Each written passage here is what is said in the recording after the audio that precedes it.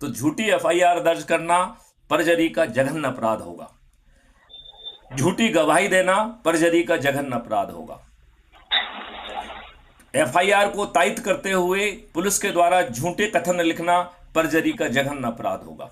Police के द्वारा झूठी विवेचना करना परजरी का जघन्य अपराध होगा।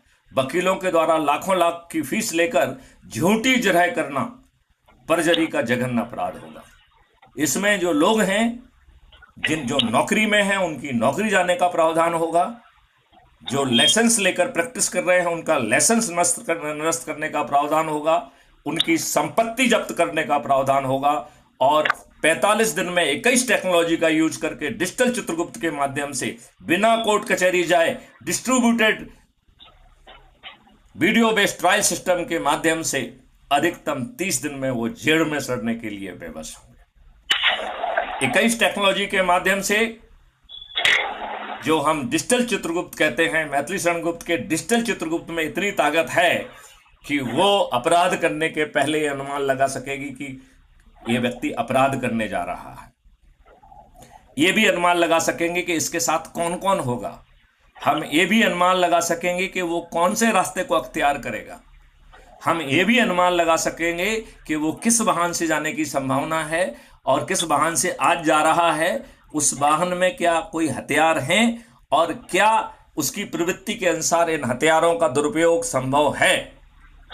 और फिर 21 टेक्नोलॉजी के द्वारा चुने हुए स्थान पर उस व्यक्ति को अपराध करने के पहले 99% सर्टेनिटी के साथ गिरफ्तार कर लिया जाएगा। ऐसी व्यवस्था, ऐसा जो है कॉन्सेप्ट नोट 2017 में भारत सरकार के पास विचाराधीन है, जिसे 2019 में भारत सरकार के ही एक घटक जो कि गृह मंत्रालय में है, BPRND, उसमें इसे नेशनल पुलिस मिशन के रूप में मान्यता प्रदान की गई है। और 2019 से मैथिली शरण गुप्त ही उसके चीफ नोडल ऑफिसर हैं। लेकिन ये व्यवस्था तो उन्हें नहीं चाहिए ना। मैथिली शरण गुप्त ने तो 30 सितंबर 2020 में एक कानून का ड्राफ्ट भी भेजा है। वो कानून का ड्राफ्ट भी अभी विचाराधीन है, जिसमें भारत की हर जनता को एक फंडामेंटल राइट टू प्राइवेसी भी दिया जा रहा है। लेकिन साथ में there will be law to identify with certainty your identity. एक सवाल का जवाब दीजिए।